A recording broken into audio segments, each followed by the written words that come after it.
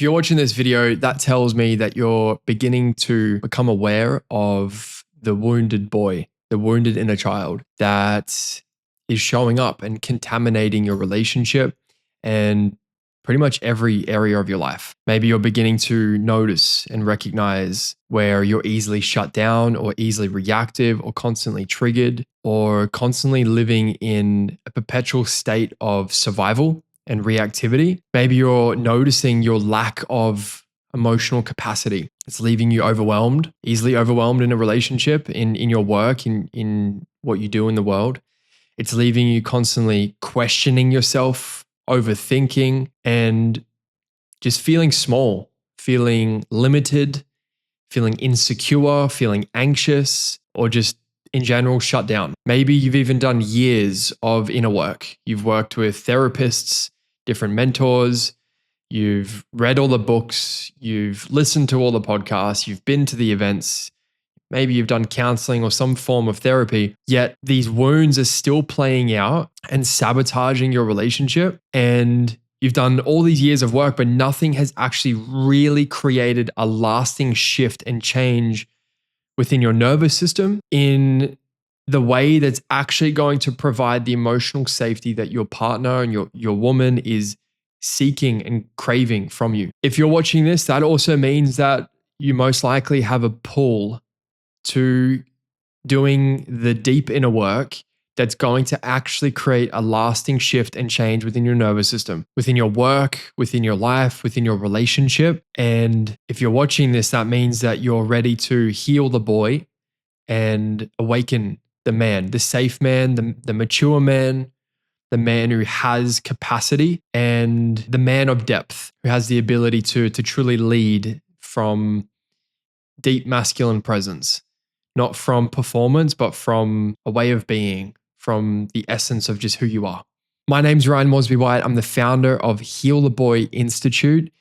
I've personally worked with over 1,000 men, helping them heal the boy and awaken the man within them, the man who has the capacity, the man who's in his power, and the man who is truly leading his life. I'm deeply dedicated to this work, and I've served men all over the world and continue to grow and expand this mission. With that being said, let's get into it. In this video, we're going to do 3 things. First of all, I'm going to show you the difference between the immature, wounded boy and how that shows up and contaminates and sabotages a man's relationship compared to the mature, safe man.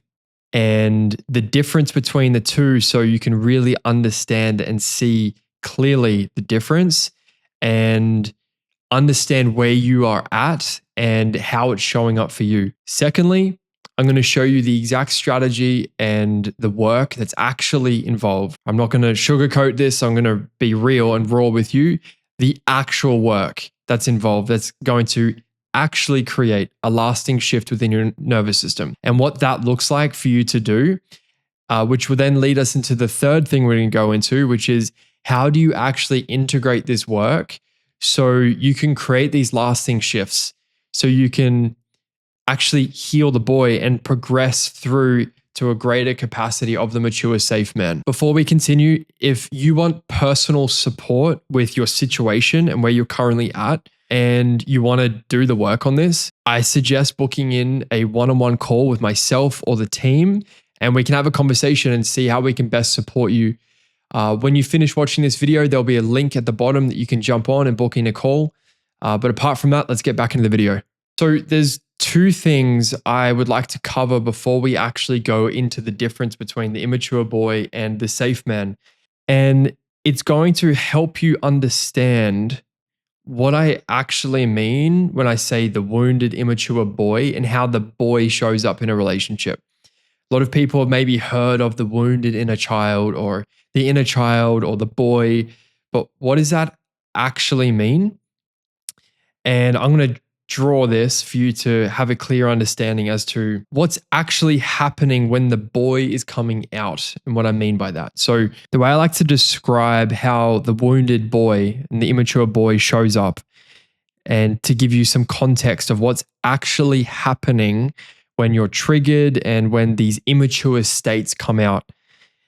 And it looks something like this. So if we were to break this up, this is the mind, okay? Up here is 5 to 7% of us. Beneath the surface here is what we call the subconscious mind, which is 95 to 97% of us, okay? Now, the conscious mind up here, the conscious mind operates on a timeline. So what I mean by this is that you are here in this present moment. So you're aware of the present moment. You're aware that you're a grown adult man in this moment. You're aware that you have responsibilities, you have a job, you might have a car, a home, or whatever. You might be consciously aware of your past, and you might have some idea of the potential future. Okay. So the conscious mind operates on this timeline of past, present, and future. Now, what most people don't understand and where they go wrong is they get so caught up in the present moment with who they are today that they completely disregard the place that they're actually operating from. And what I mean by this is if the conscious mind is only 5 to 7% of you, okay, and the rest of you is unconscious, subconscious, then what actually has more control over you is the unconscious mind.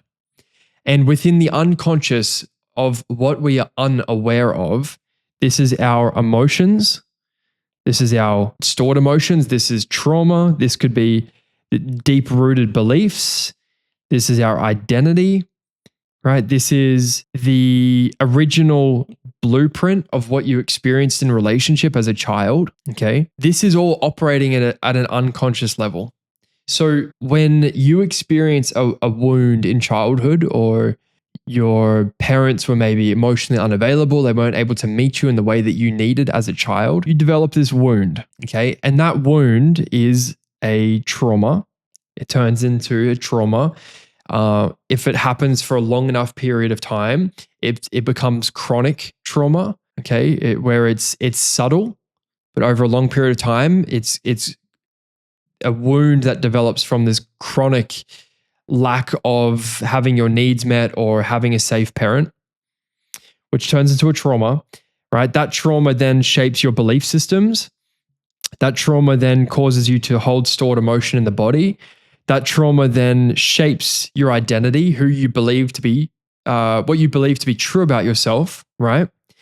So this core wound operating, this original pain from your childhood, operating on a deep, unconscious, subconscious level is what's happening beneath the surface, okay? Now, the important piece about this is that the unconscious mind, the 95 to 97% of us, doesn't know time. It doesn't operate on a timeline. Your subconscious mind, these core wounds and experiences and beliefs and unresolved emotions from childhood, can't tell the difference between when you were, say, 5 years old and who you are today. So when we are triggered in a relationship, or even this simple act of opening your heart to someone in a relationship, you're triggering the original pain or the original experience of being in relationship with mum or dad. So the simple act of getting into a relationship is triggering the original feelings and the original blueprint of your first original relationship. So by opening yourself to a relationship, you're opening yourself to all of the dormant, unresolved wounds from childhood. This is why you can be secure when you're single and on your own, but then you get into a relationship and it's activating what's called implicit memory. Implicit memory doesn't have a timeline. It is your body's emotional memory. It doesn't know the difference between this moment right now and when you were 5 years old. It only knows the event or the experience that's being triggered. So when we're doing this deep inner work, it's really important to understand what I actually mean by the wounded inner child, the wounded inner boy, and to know that most men today, if we come back to the drawing for a moment, in the present moment, because they haven't actually grieved and healed their unresolved pain from childhood, whether they know it or not. Until a man has healed the boy and reclaimed these younger parts of him, in this present moment, he'll be operating from the emotional maturity and capacity of a child. Think of a little boy dealing with the weight and responsibility of everything that you have going on in your life today. That would be very overwhelming for them. That'd be very intimidating, leave them quite easily shut down or reactive, right? And this is where most men are operating from, because in the present moment, unconsciously, subconsciously, their body can't tell the difference. And they're operating from this very limited emotional capacity. When I say the immature boy, and I'm talking about the wounded inner child, okay, I'm talking about the implicit memory that we hold and store within our body that's keeping a man stuck at the emotional maturity of a child. This is where, when he's triggered in a relationship, he regresses back. There's a thing called age regression. When you're triggered, it triggers this original pain from childhood where your body can't tell the difference. And he's literally regressed back into the same strategies that he used as a little boy to protect himself, to keep love at arm's length, to keep himself safe, to protect his heart, or the strategies that he used to gain closeness and connection to get his needs met. Some people may know this in what I just described as attachment styles. Our attachment styles are literally just the strategies and coping mechanisms that we developed as children to protect ourselves, right? To push and resist love, to create separation, right? Or it's the strategies and mechanisms that we use to actually get our needs met and to move into relationship. Now, this is where wounded attachment comes from, something we'll speak more into. And this is why when we enter a relationship, it triggers the implicit memory, the body's emotional memory of relationship, which are these wounded attachment styles that are then awakened. This dormant energy is awakened. The second thing I want to quickly explain is this thing called spread activation theory.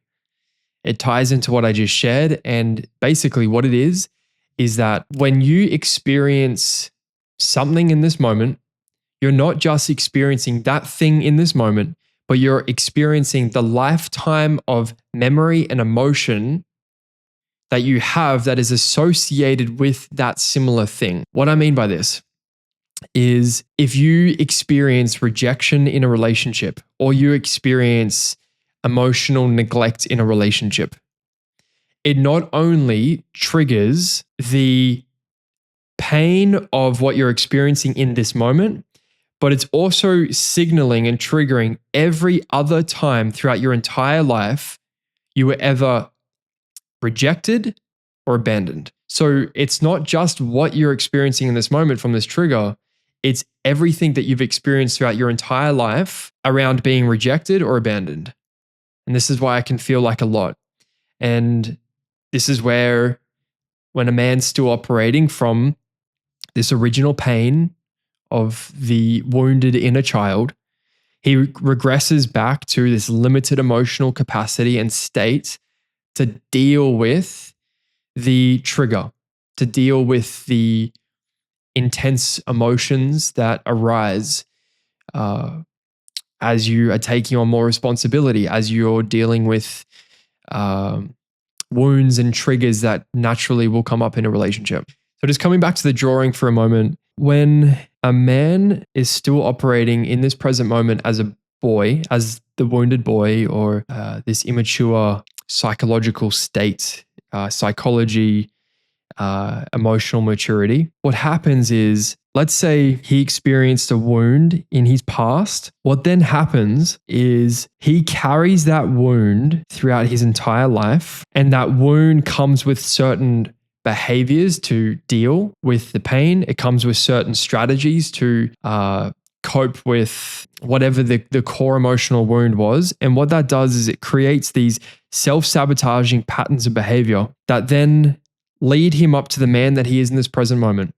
And what happens is, if a man is unaware of his original pain from childhood, he continues to play out the same patterns, the same behavior. He gets triggered by the same things, and he continues to lean on the behaviors and the coping strategies that he used to deal with the emotions.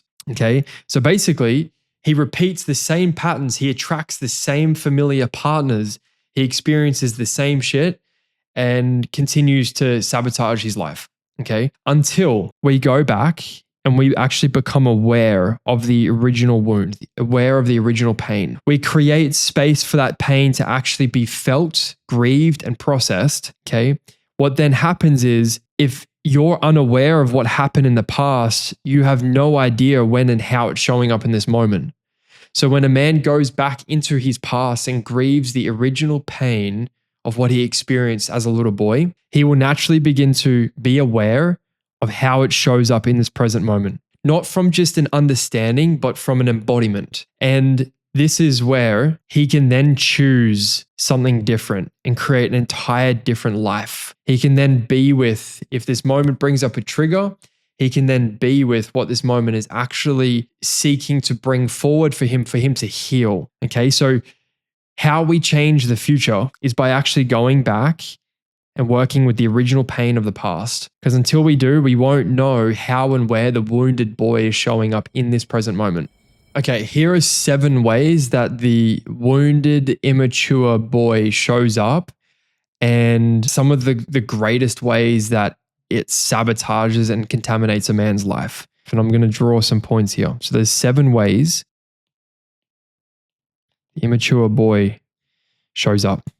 Now, the first one is that he lacks capacity. And what that looks like is he says that I can't be with this. Right? When a man is triggered into the implicit memory, the original pain of the boy, he regresses back into that emotional state and that emotional capacity of that part of him, that immature, younger part of him. And what this does is it goes from a man having this big capacity to having a very, very, very small capacity, where emotions are very easily overwhelming and overpowering, and he gets flooded by emotion and he shuts down. And what he says to himself is, I can't do this anymore. I can't deal. I can't be with this. Fuck this. This is too much for me. This is too overwhelming. I can't do it. Okay. So that's very much when a man's operating from the capacity of a child, and it shows up in many, many different ways, but especially when he's triggered in a relationship and it leaves him dismissing his partner's emotional experience because what she's feeling is too overwhelming for him to be with. The question the boy asks himself is, how can I get out of feeling this? Because it's too much for me and I can't be with it. He wants to escape. He wants to run. He wants to avoid. He wants to shut down because of the overwhelm of the responsibility that's required for him to expand his nervous system's capacity in what the moment is asking for him. This is where, when he's triggered in a relationship, he regresses into this state of a very, very small emotional capacity. So that's one way that the boy shows up. The second one is he avoids responsibility. So he avoids the invitations from his partner to step up, to deepen into himself, or taking on more leadership, a greater role of responsibility. Because coming back to the first point, when a man's operating from this limited capacity, responsibility is an overwhelming thing. So he avoids responsibility. That's one way. The second piece when it comes to responsibility is he takes on too much of it, because the little boy within him feels that he is solely responsible for how everyone feels, everyone's happiness, right? Or he needs the love and attention and approval that he will get from taking on too much responsibility. This is where a man can't say no, and he takes on too much. He loads his plate up with all of these different things to then become overwhelmed and then to shut down because of the limited capacity he has to actually be with all of these things that he's said yes to. Beneath that is also the boy who can't say no because he's afraid of conflict. He's afraid of being abandoned if he was to say no, to set boundaries. He's afraid of what would happen if he actually prioritized what he needs and what he wants. So he just says yes to everything and he just takes on so much fucking responsibility that it then leaves him completely emotionally shut down or reactive or not doing anything properly. That's a huge thing. He takes on all this responsibility, but none of it actually gets done properly because he can't do anything. He can't do all of the things he's taken on properly because there's not enough time or energy. That's the second one. The third one is that he communicates through his behavior. When a man's operating from the wounded boy, the immature boy, he doesn't know how to speak his truth. He doesn't know how to communicate in a healthy way and ask or communicate to have his needs met in a certain way. He's probably unaware of what his needs are. And his inability to be with his emotional experience leaves him trying to show his partner how he feels, but through his behavior, not through healthy communication. What this might look like is slamming things, showing that you're frustrated, showing that you're not okay instead of speaking that you're not okay. Or because this boy lacks boundaries and he's doing all of these things that he doesn't actually want to do, he then goes and does the things, right? Maybe he goes to an event with his partner that he didn't actually want to go with or go to, but the entire time he's just miserable and he's just moody and he's just dragging her down because he's trying to communicate through his behavior that I don't actually want to be here, but I don't know how to say no and prioritize what I need. So the immature boy communicates through his actions, through his energy, and it leaves not just a woman, but anyone feeling deeply unsafe because you can't trust a man who can't actually communicate and speak his truth. The third one is what we call toxic shame. Toxic shame is when a man's operating from this immature state, when his partner's not okay emotionally, or she gives him feedback, or she shares with him how he could step up more, or maybe he said he was going to do something and he completely forgot to do it. And it feels like an attack within his nervous system. It feels like this spiral of shame where he's left feeling like there is something wrong with me. What is wrong with me? I'm a fuck up. I made a mistake. Nothing I ever do is enough. He goes into this reactive state. Maybe his partner's seeking a deeper presence from him and she shares with him where she's not feeling connected to him. And then he feels like she's attacking him when she's actually just communicating her needs and how she's feeling. And he sees it as an attack. So he then shuts down or he reacts or he minimizes or dismisses how she's feeling. And in doing so, he makes it about himself, completely taking it away from what it is that she's actually trying to bring to him, therefore fulfilling the very thing that she's actually bringing to him in that moment. This is how he sabotages it over time. From this unresolved toxic shame, this immature state of consciousness that's leaving him as this triggered reactive boy where he constantly feels like he's being attacked. Number 5 is distraction. Okay, what I also call void filling. When a man's operating from the boy, as I shared before, he struggles to be with the fullness of his emotional experience. It's overwhelming. Or maybe he just actually has no idea what is going on in his body, right? Remember the unconscious mind, 95% of us, when he's unaware of what's happening in his emotional body and he has built up suppressed emotion, that emotion has to go somewhere.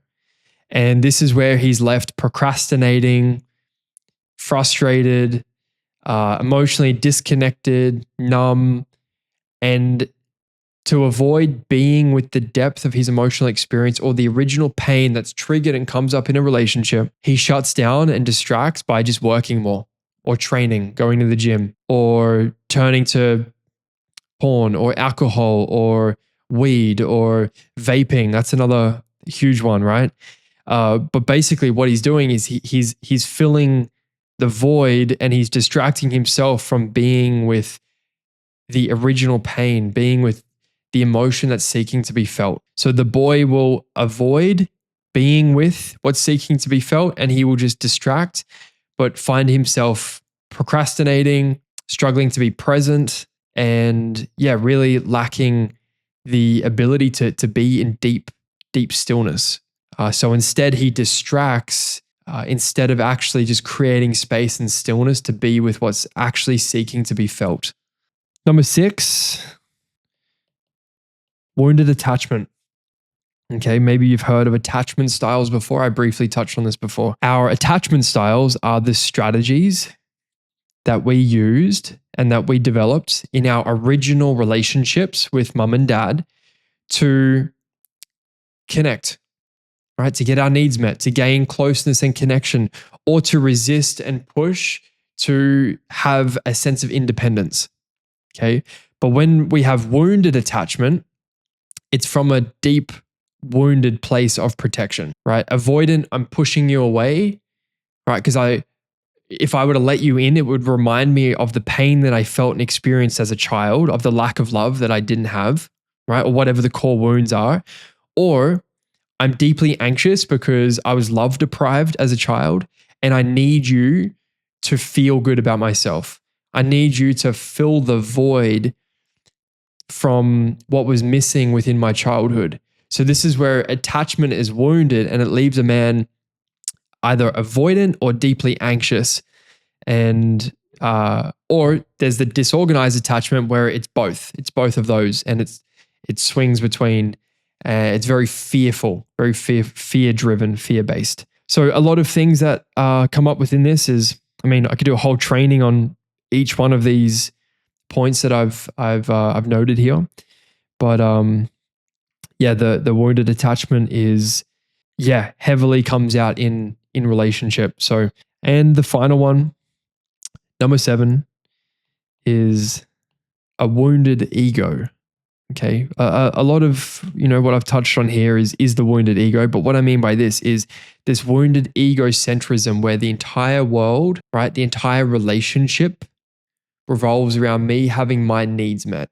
And there's a lack of compassion and depth of understanding of what my partner might be experiencing emotionally and what my partner might need, and maybe what's required for me to go beyond myself and be selfless and actually honor what it is that my partner might be experiencing. When a boy didn't have his emotional needs met in childhood, he will then get into a relationship today, and he will use that relationship to fulfill everything he didn't have in childhood. So basically, he becomes this boy where it's all revolved around him because he's actually getting and he's using this woman or this relationship to get what he didn't have as a boy. Because the little boy within him, all right, he can't tell the difference between the lack of love he had as a child and this relationship he's in right now, right? So when as children, the world literally revolves around us. It has to, right? Because if it doesn't, we don't prioritize getting our survival needs met. If we don't have our survival needs met as children, we die, right? So the world revolves around us as children. So when a man is still stuck in operating in the psychological consciousness of a child, the world revolves around him, and he struggles to truly have compassion and deep understanding as to what it is that his woman needs to feel emotionally connected to him. So here are just some of the ways that the wounded boy shows up. And I invite you to take a moment to reflect on where in your life are you? Where are you showing up as the boy in your life? How is he showing up? And I want you to also then write down, if nothing changes, what's going to happen? If I don't do the work to actually change and shift this in the next 1 to 3 years, how is this actually, what's this going to cost me? What is this costing me by not healing the boy and awakening the mature, safe man. The reason why I want you to look at what this is actually costing you by not changing is because for many years I had an intellectual understanding of my wounds and I was aware of the boy behaviors and the boy patterns. And because I didn't really take seriously what it was costing me by not actually doing the real work to heal, I thought I was doing the work by learning about it, listening to the books, listening to the podcast, reading the books, doing different masculine embodiment practices and stuff like that. But there was a massive key missing piece, which we're going to touch on later in this video. But I didn't take it seriously enough. And a lot of men don't.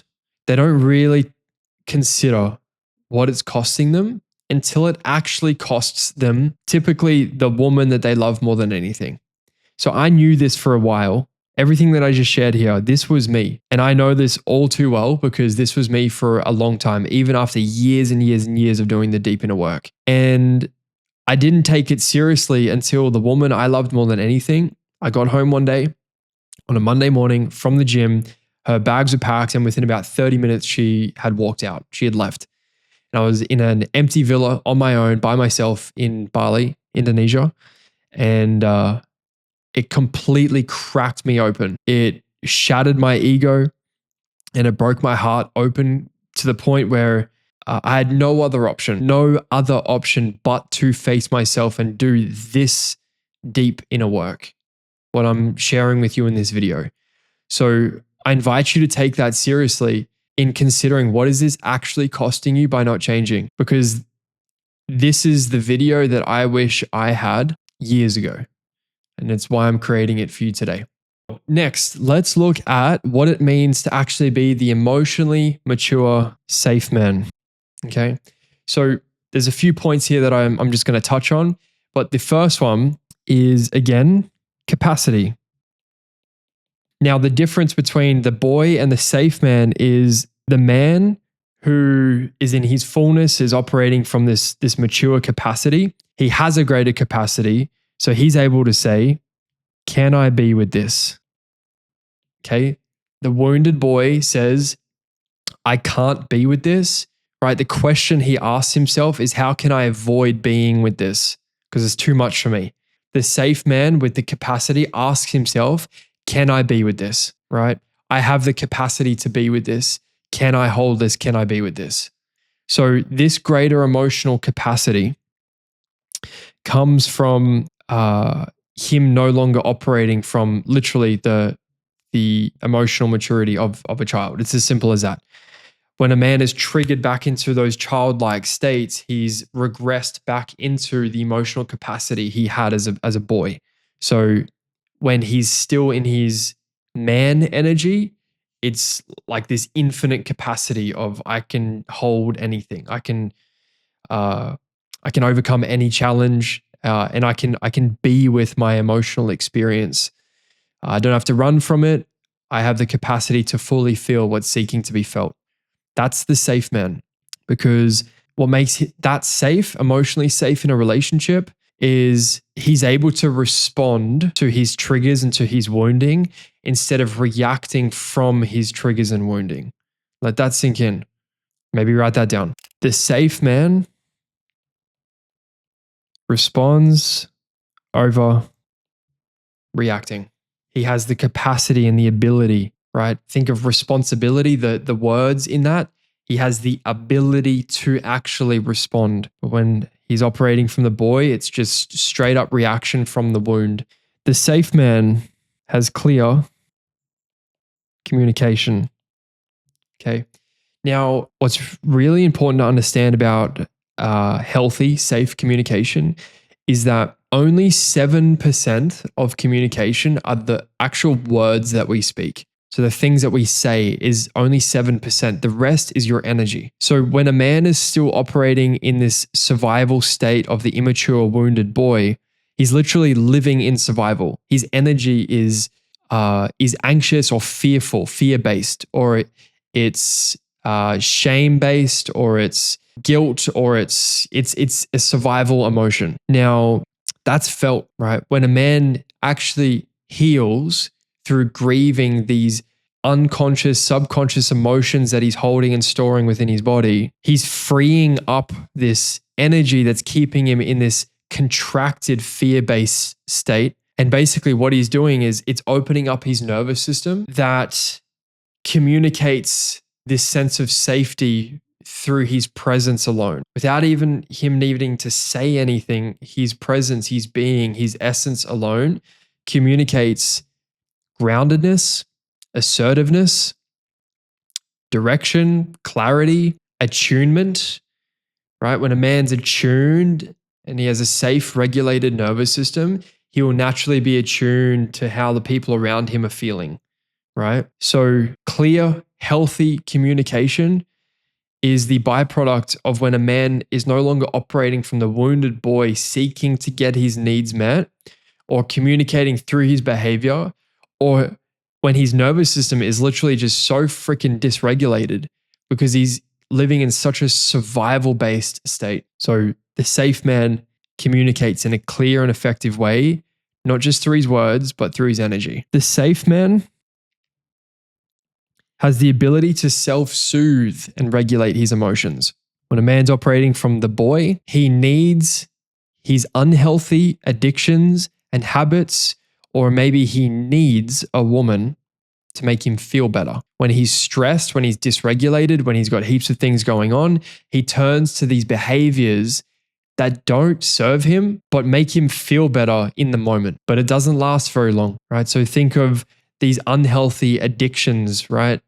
You could probably imagine what they are and maybe reflect on the unhealthy habits in your life. When a man's nervous system is in such a state of dysregulation and he doesn't have the ability to self-soothe and bring his nervous system back down into a grounded state, into a state of safety and openness, he's left needing these things outside of him as these vices, and especially a relationship. He will use a woman and his relationship as a way of getting his nourishment and soothing, right? But when a man has cultivated this ability to soothe, nourish, nurture his own nervous system, he doesn't need these unhealthy habits and addictions to make him feel good, right? He doesn't need a woman to make him feel good. He can receive the love and touch and nurturing from his partner, but he doesn't need it to regulate himself because he has certain pillars within his life to actually soothe and nourish and nurture his nervous system.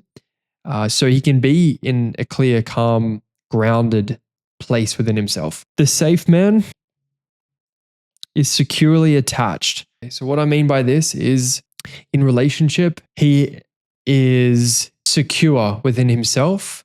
He's solid within himself. He's grounded within himself. He doesn't need a relationship. He doesn't need a woman, doesn't need a partner, but he can choose it. And he can choose to lean in and he can choose to open his heart and he can allow himself to rely and depend on a partner emotionally, right? While at the same time being sovereign and grounded within himself.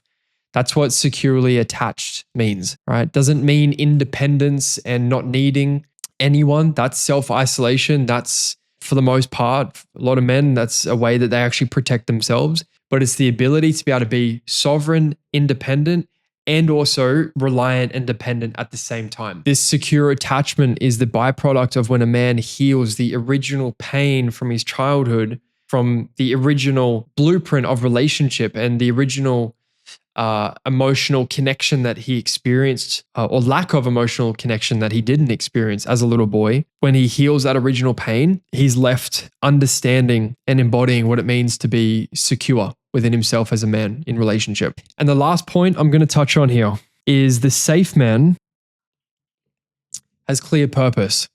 Purpose is now a priority of his because he's no longer operating in this state of survival where his entire life's mission is to be loved and accepted and validated by a woman or by his career or status or whatever it is, right?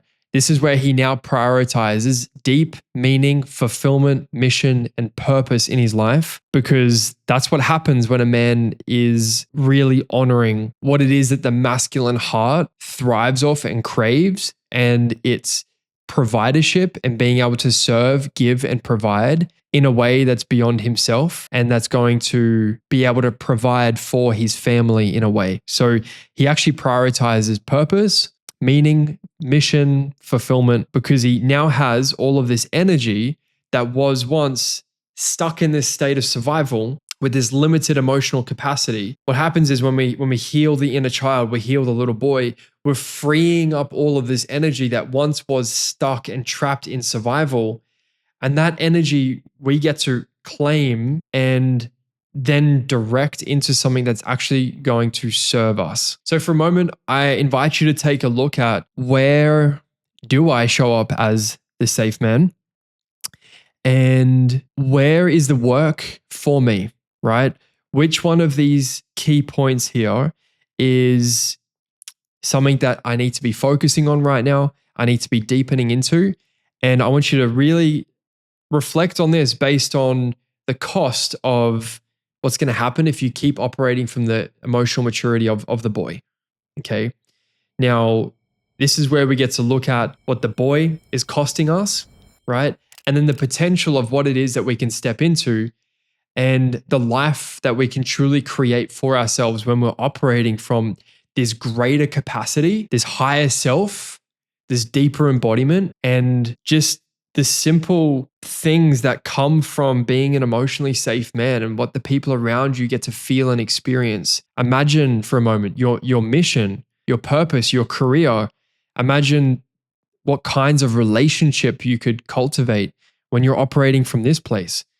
When you have the capacity, right? You're clear on on what you want. You have the ability to speak your truth. You're assertive with your leadership. You've embodied your deep masculine leadership because you're no longer a boy. So imagine the life that you could create for yourself when you're no longer operating from the boy and you've awakened the mature man who has this greater capacity. So now I'm going to share with you, how do we actually integrate this and go from the immature boy to the safe man, and what most men actually get wrong in this process. Okay.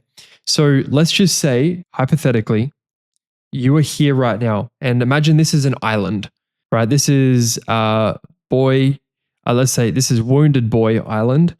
And over here, you're reactive, you're shut down, your partner feels emotionally unsafe, your children don't have a father who's deeply present, whatever it is, right? This is Wounded Boy Island, okay? Then over here, we've got Safe Man Island. So let's just say this is the dream. This is the dream life that you want to build and create. And this is the safe man. This is the embodied masculine man, the masculine leader, the man who's emotionally mature, all of the things that we've spoken about. Okay. Now, the biggest problem is, and what I got wrong for so many years, is I was aware of where I was at on Wounded Boy Island, and I wanted to be this safe, mature, grounded, powerful man over here. And I thought what would get me there is just jumping over here and just deciding that I'm now this person. By doing these masculine practices, by being aware of my wounds, I thought, cool, I can now just be this man, right? I thought if I just read these books, if I just, listen to these podcasts, and if I was aware of all of it, right? Because if I'm aware of it, then I can just change and just now be the safe man. And this is where I went wrong for so long.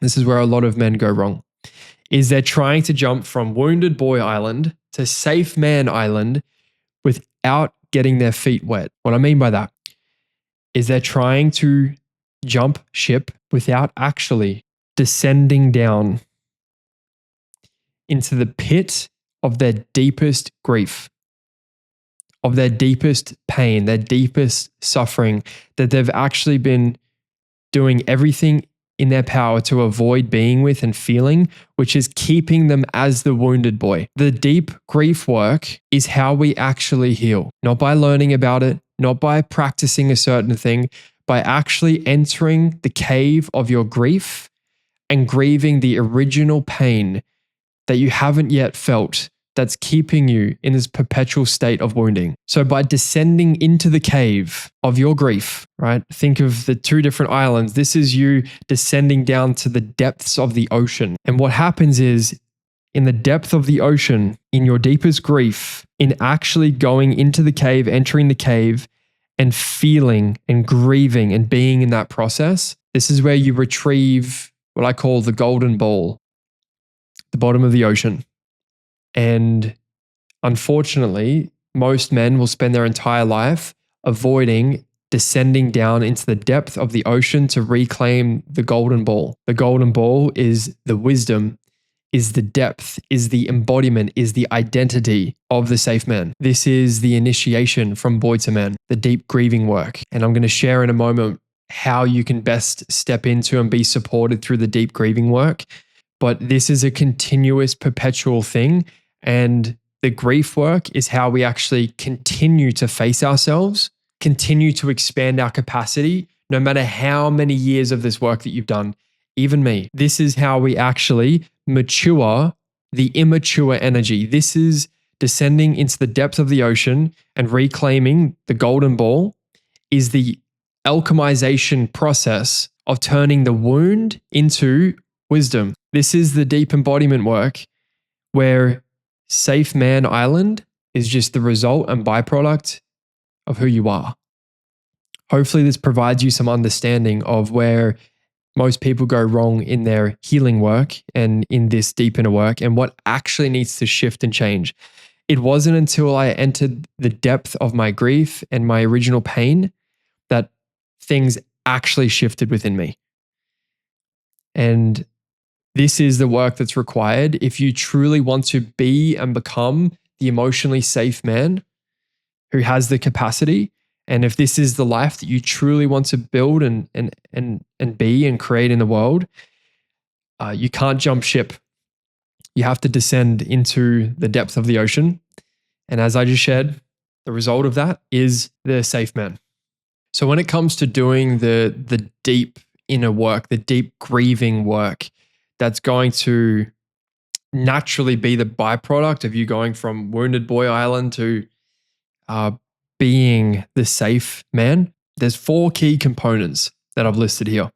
And these are the essential things that we need in the grief work. Okay, so the grief work is the portal, it's the threshold that we actually have to cross and step over and step into to actually heal. And it's the work that most men will spend their entire life avoiding, is entering that cave because of what they might find in there. So there's a few key things that we need. Okay, the first one I've got here is community, brotherhood. Okay, grieving and the ritualistic process of grieving is actually a relational process. It's a communal process. It is something that you do in a safe, sacred space with the right people. So one of the most powerful ways that you can do this is being within a community, a very, very healthy brotherhood of men, where you get to be witnessed in your pain and you get to not only be supported in your grief, but also support other men in theirs as well. Healthy brotherhood, healthy community is how we actually bring love, acceptance to the parts of us that we've suppressed or rejected our entire life. The wounds that we experience in childhood is actually because we lacked a safe parent or a safe community or a safe space to feel what it was that we needed to feel. So how we actually heal is redoing that and being within a safe space where you feel deeply held and supported to actually enter that cave, to descend down to the depth of the ocean and feel deeply held in that by the right community. And I think the greatest way we can do that is for women to have their space and for men to have their space. And for thousands of years, that was a thing. Men sat in circle, women sat in circle. And this is where we brought our wounds. We brought our wounds to the circle to be alchemized and for there to be deep grieving ritual where we can heal these wounds. So what's really fundamental about the grief work and grieving the original pain from your childhood, is being part of the right community, the right brotherhood. The second one is the right guidance. Okay. Now, you can have the space, you can have safe people, but men also need to be guided into this original pain. They need to be led with the right support in a way that's actually going to provoke this original pain. I've worked with a lot of men all over the world, and one of the most common themes is that I can't remember my childhood, so I don't know if I can do this work. With the right guidance, every single person I've ever worked with that has said that has actually become so deeply connected to their past. Okay. The right guidance will bring and cultivate the space for the emotions and the memories and the original pain to surface. And a lot of the times, the reason why people can't remember their childhood is because their brain has actually shut that part of them out. There's a reason why they can't remember it. They go blank because our ego will do everything to protect us from the original pain that we experienced, right? So the right guidance to actually enter. Okay, think of the analogy I used before about descending into the depth of the ocean of your grief. If you've never scuba dived before, you don't go on your own, right? You need an experienced instructor. You need people who know what they're doing, who can take you to the depth of the ocean to help you heal and reclaim the original pain and the wounded inner boy. The third one is integration over time. This work doesn't happen overnight, though things can shift very, very, very quickly when we're doing original pain work, deep grief work. I call it the thread that unravels everything. Okay, so things can shift massively, but once things have unraveled and opened and you've stepped through this, this threshold of your grief and things are now starting to move and shift and change, there needs to be integration in that so there can be groundedness within the journey. The right integration is how we create lasting change, and integration needs to happen over a long period of time. It doesn't happen from just reading one book or going to one event or doing one program. It happens from consistently showing up and having the right, safe, sacred space to be held, guided, and supported over a long period of time, where as you create these shifts, you then do things differently in your life. You then might fail, make mistakes, get it wrong because you're now learning how to ride a bike, and you need integrative support to learn how to bring longevity to this work, to actually creating a lasting shift and a lasting change. And number 4 is someone who is actually embodied in the work. If you take anything from these 4 steps that I'm sharing with you, this one right here goes over all of it. I've worked with so many men who've worked with very, very highly qualified therapists and counselors and personal development gurus, experts, whatever, that have learned from a textbook, who have intellectually understood the healing work, but haven't actually entered the cave of their grief themselves. And it's a felt thing. You can feel when someone has actually embodied their work and gone to the depths of themselves. You can't take someone somewhere you haven't been within yourself, right? If I'm a scuba diving instructor, I'm not going to take you to the depth of the ocean if I haven't been down there myself. Embodiment over anything, everything. Embodiment is key because that tells me that this person has actually faced themselves, done the deep inner work, and integrated over a long period of time the things that they're going to be taking you through. Embodiment is key. Now, rather trying to figure all of this out on your own and try and do this by yourself, or just watch another YouTube video or go consume more information, I would love to support you. If you're someone who's ready to do the deep inner work and you feel that I can support you in some way, as I have with thousands of men all over the world, which is like everything we've gone over today is literally what I specialize in, helping men heal the boy and go through the initiation from boy to safe man. And we've helped so many men all over the world do exactly that. And if you're someone who is open to that support and wanting to have a conversation and know what that might look like, if you jump in the link below, you can actually book in a one-on-one call with myself or my team, and we can have a conversation and see how we can best help or support you. If you're not ready for that, that is absolutely okay. Below this video, we're going to drop a podcast for you to go listen to if you're still wanting to understand this work on a deeper level. I just want to thank you for investing your time and energy in this video. And I just want to honor you. And I feel that you should honor yourself for prioritizing this work. The fact that you're here at the end of this video says a lot about you, says that you are someone who cares about this work, who cares about maybe your relationship, the people around you. And I really just want to honor you. So thank you for watching this video.